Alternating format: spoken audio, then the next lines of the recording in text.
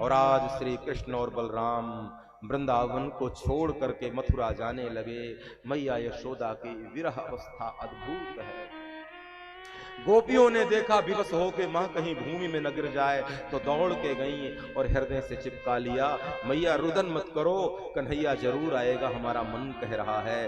अक्रूर जी, बाबा नंद और दो चार गोपाल भी रथ में लटक गए, हम भी साथ में चलेंगे। यमुना के किनारे जैसे ही रथ आया, तो एक बात कहूं, इस बात को सोच लेना कि वृंदावन हम क्यों जाते हैं बार बार। यमुना के तट में रथ आया तो श्री कृष्ण ने और बलराम ने अक्रूर जी और बाबा नंद को कहा कि बाबा एक बार अनुमति दे दो, तो जाते जाते यमुना में एक डुबकी लगा ले जरा हम, क्योंकि खबर नहीं अब इस घाट का, इस कदम्ब के वृक्ष का ये नृत्य करता हुआ मयूर, ये बंसी बट अब कब मिलेगा देखने के लिए।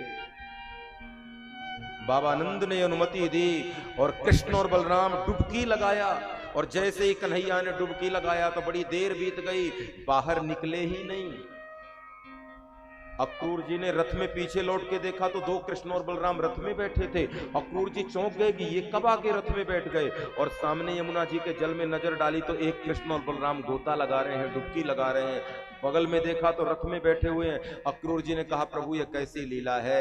तो अक्रूर जी को भगवान ने कह दिया कि अक्रूर, तुम्हारे साथ जो कृष्ण और बलराम मथुरा जा रहे हैं और मथुरा से द्वारिका तक जाएंगे, वो कृष्ण और बलराम की छाया है। असली कृष्ण और बलराम वृंदावन को छोड़कर कभी बाहर जाते ही नहीं।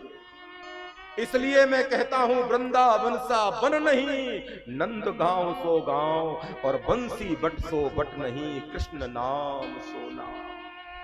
वृंदावन को छोड़कर श्री कृष्ण कहीं गए ही नहीं। मथुरा में लीला हुई, द्वारिका में लीला हुई, लेकिन कृष्ण विराजे हैं मूर्तिमान रूप से तो वास्तव में वृंदावन में ही विराजे हैं। कन्हैया ने कहा, मैं वृंदावन को छोड़कर कहीं जाता ही नहीं।